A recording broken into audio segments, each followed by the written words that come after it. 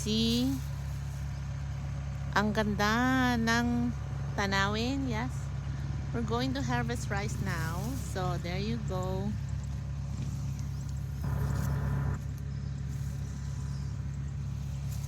Guys, andito ako in the middle of the rice field, visiting this one kasi nagpapa-harvest na ang tatay ko and of course me.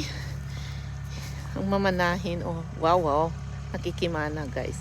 Ito ang trabaho ni Lola ngayon, guys.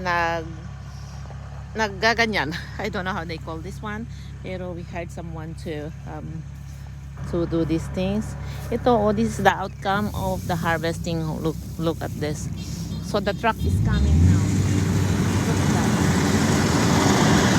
Ito yung harvest. Just right running. Look at that.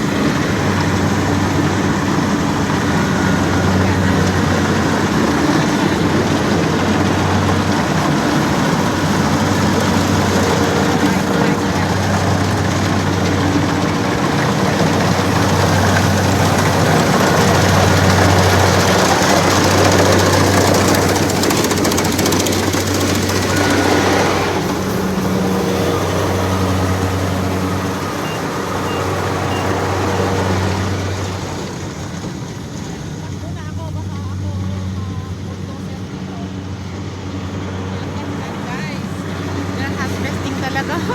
First time to see that actually. Hindi ko alam ang ganito pala kasi when I was young, yung pag-harvest ng corn noon, somebody cut here before. They really cut one by one. But now, they have to do it by machine. What's coming again? So, I need to stand. Look at that. Ganyan pala ang pagkakasya.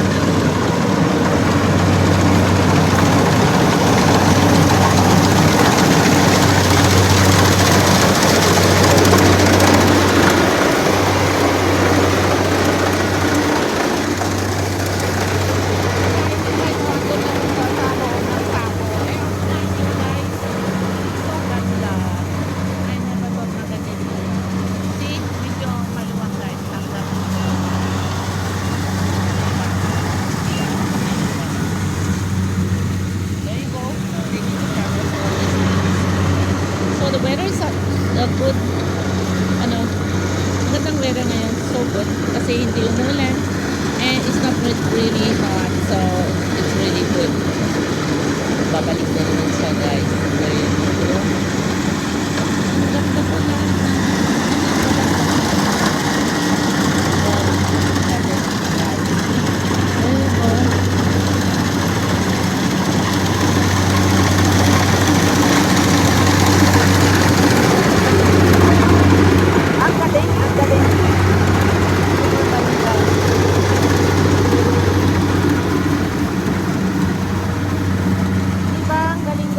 Akalain na ganyan ang pag-harvest ng rice. And all the rabbits also. All the rabbits in here. O, tignan mo, nanggalingan dito ng rice. So, you don't need to worry about that one. It's really good. Really good. Diba? Ganda. Hope you enjoy watching, guys. So, andito na naman si Lola. It's a nice view here. Sana naman na-enjoy yung pag-harvest ng rice. Because rice now in the Philippines is